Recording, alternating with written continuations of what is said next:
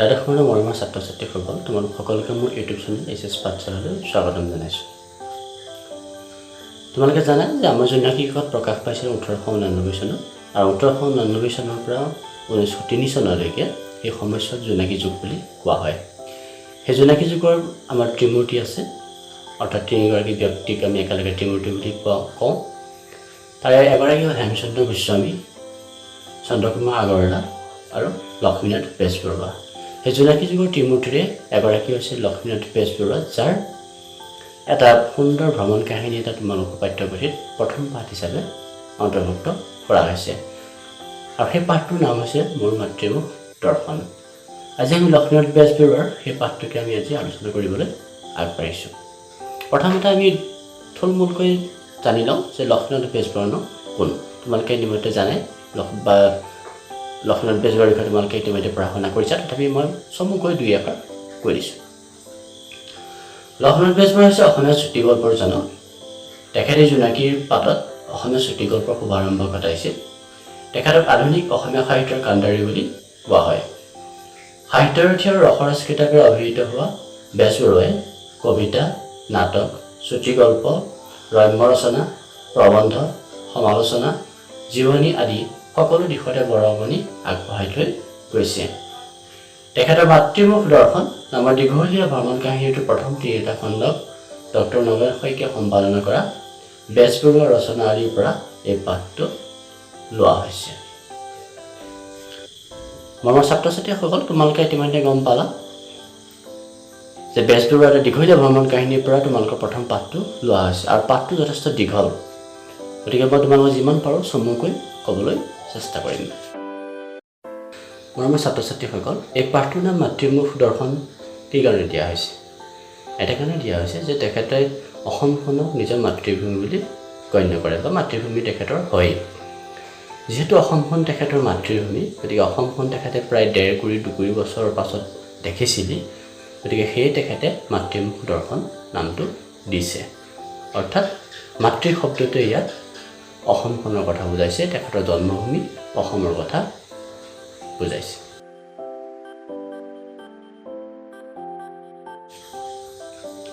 লক্ষ্মীনাথ বেজবৰুৱাই কৰ্মসূত্ৰে উৰিষ্যাৰ সম্বলপুৰত আছিল, আৰু কৰ্মব্যস্ততাৰ বাবে তেখেতে অসমলৈ আহিবলৈ বৰ বিশেষ সময় উলিয়াব পৰা নাছিল।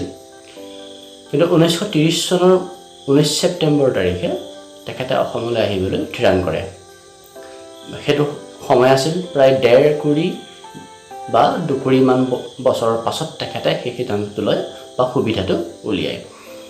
তেখেতে অসমলৈ বুলি যাত্ৰা কৰে, আৰু সেই উৰিষ্যা সম্বলপুৰৰ পৰা প্ৰথমতে ঝাৰচুগুৱালৈ যায়, তাৰপিছত কলিকতালৈ আহে, তাৰপিছত শিয়ালদহলৈ আহে, আৰু শিয়ালদহৰ পৰা আহি তেওঁ গুৱাহাটীত পায়হি। আৰু গুৱাহাটী পাইহি তেখেতে সেই চনৰে অৰ্থাৎ 1930 চনৰে 22 ছেপ্টেম্বৰ তাৰিখে গুৱাহাটী পায়হি, আৰু সেই যাত্ৰা কালছোৱাত তেখেতৰ সংগী আছিল তেখেতৰ সহধৰ্মিনী প্ৰজ্ঞা সুন্দৰী দেৱী আৰু তেখেতৰ সৰু জীয়েকগৰাকী। তেখেতৰ সেই যাত্ৰা কালছোৱাত ৰেলে অহা যিটো যাত্ৰা আছিল, ৰেলে অহা যিটো ভ্ৰমণ আছিল, সেই ভ্ৰমণটোত তেখেতে নানান কষ্ট পাইছিল। খোৱা বোৱাৰ কষ্ট পাইছিল, তেওঁলোকে আহোঁতে যথেষ্ট মানুহৰ ভিৰ হৈছিল। প্ৰথম অৱস্থাত নাছিল, কিন্তু পাছলৈ কোঠাবোৰত বহুত মানুহ উঠিবলৈ ল'লে, গতিকে মানুহৰ ভিৰৰ কাৰণে তেখেতে যথেষ্ট কষ্ট পাইছিল ইত্যাদি ইত্যাদি তেখেতে এটা দীঘলীয়া বৰ্ণনা তাত দিছে। আৰু যিকি নহওক তেখেতে আহি গুৱাহাটী পায়হি, আৰু গুৱাহাটী পোৱাৰ পাছতেই তেখেতক আদৰি আনে, আৰু আদৰি আনিবলৈ যায় দুজন বিশেষ ব্যক্তি। সেই দুজন হৈছে মাঝি আৰু জ্ঞান। মাঝি হৈছে চন্দ্ৰকুমাৰ আগৰৱালা, আৰু জ্ঞান হৈছে জ্ঞানাৰীবৰম বৰুৱা। বাৰু যিকি নহওক যে তেওঁলোকে আহি লক্ষ্মীনাথ বেজবৰুৱাক আদৰি লয়, আৰু আদৰাৰ পাছতেই তেখেত ঘৰলৈ যায়। অৰ্থাৎ তেখেত যেতিয়া গুৱাহাটী পায়হি 22 ছেপ্টেম্বৰ তাৰিখে, সেই গুৱাহাটী পোৱাৰ আগতেই তেখেত যেতিয়া সম্বলপুৰত আছিল, তেতিয়াই তেখেতৰ মেলেৰিয়া জ্বৰ আৰম্ভ হৈছিল, আৰু গুৱাহাটী পোৱাৰ লগে লগে সেই মেলেৰিয়া জ্বৰ কিছু পৰিমাণে ভাল হৈছিল যদিও, কিন্তু তাৰ লগত আনুষংগিক যিবোৰ লেঠা আছিল, সেই লেঠাবোৰে কিন্তু তেওঁ এৰা নাছিল। আৰু যিকি নহওক তেওঁৰ গা বৰ বিশেষ ভাল নাছিল, অৰ্থাৎ তেখেত বৰ সুস্থ অৱস্থাত নাছিল।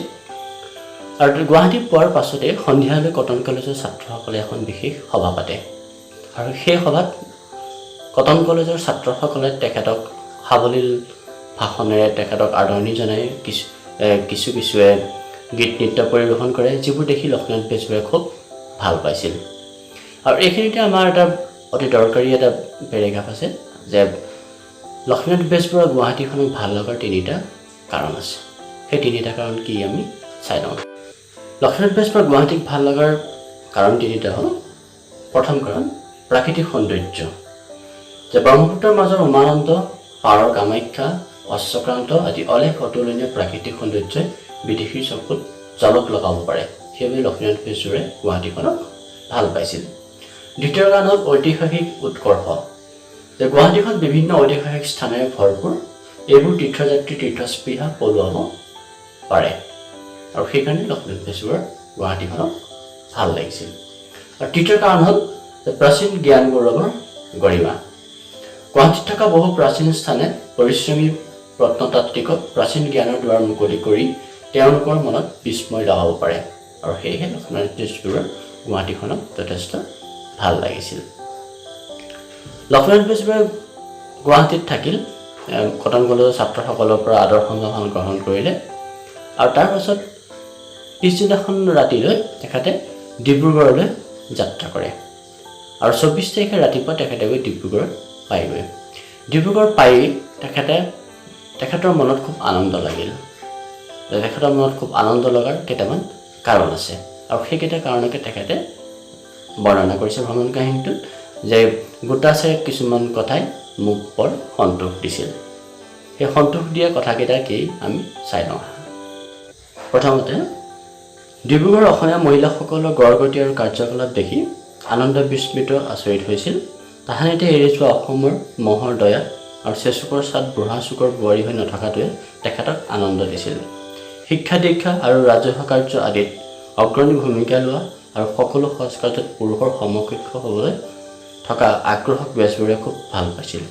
সভা সমিতি পদত আগভাগ লৈ সুন্দৰকৈ বক্তৃতা দিয়াত সন্তোষ লাভ কৰিছিল।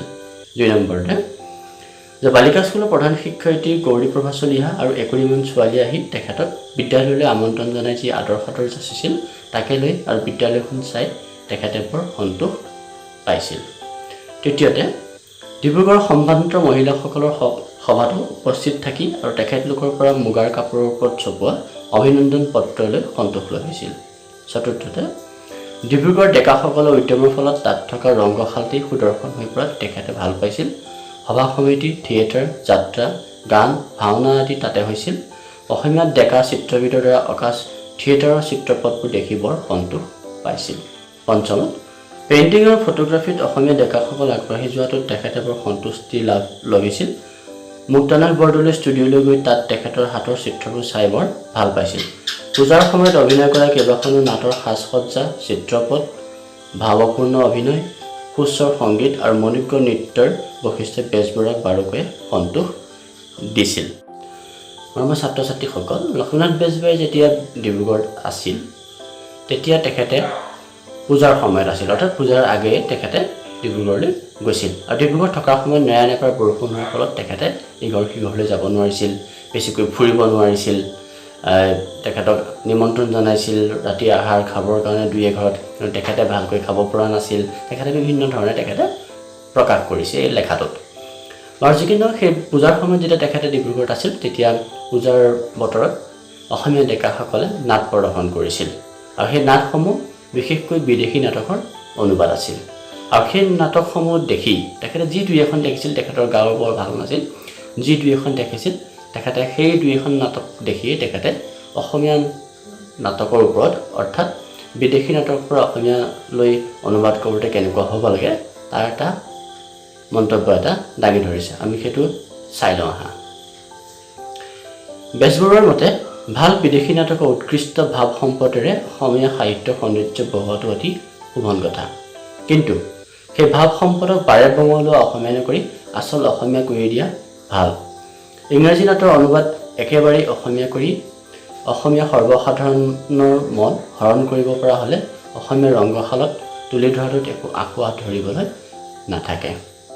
অৰ্থাৎ তেখেতে কৈছে যে বিদেশী নাটক আমি অনুবাদ কৰিব পাৰোঁ, কিন্তু আমাৰ একেবাৰে নিভাঁজ অসমীয়া হ'ব লাগিব, যাতে আমি আমাৰ সৰ্বসাধাৰণ অসমীয়াই যাতে তাক আঁকোৱালি ল'ব পাৰে। মোৰ ছাত্ৰ ছাত্ৰীসকল যে এইটো দীঘলীয়া পাঠ, এই দীঘলীয়া পাঠটোত মই তোমালোকক থুলমূলকৈ কাহিনীটো ক'বলৈ চেষ্টা কৰিলোঁ, বা নগেন শইকীয়া দেৱে সম্পাদনা কৰা লক্ষ্মীনাথ বেজবৰুৱাৰ এই দীঘল ভ্ৰমণ কাহিনীটো মই কিছু পৰিমাণে তোমালোকক ছুটিকৈ ক'বলৈ চেষ্টা কৰিলোঁ।